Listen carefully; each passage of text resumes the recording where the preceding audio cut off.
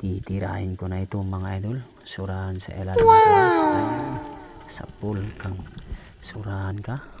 At dahil dyan, shoutout kay Renato Gregorio Famatiga ng Sitio Bong-Aw. Ayan mga idol, at sumisid tayo muli. Mayroon tayong nakita na isang surahan na nakatambay lang sa gilid ng bato.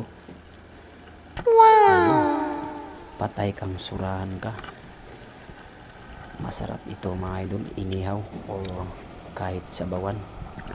At dahil dyan, shoutout kaya Ninit Patanaw ng Sitio Angol.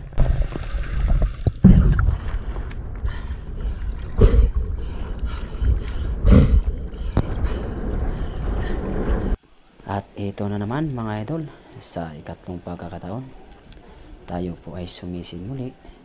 Naghahanap tayo kung anong pwede natin mapana. Palingon-lingon tayo sa paligid. Ngunit dito pala sa may bato, mayroong nakatambay na isang lapu-lapu mga idol. Wow! At ayan, tinira ko na. Sa pool kang lapu-lapu ka.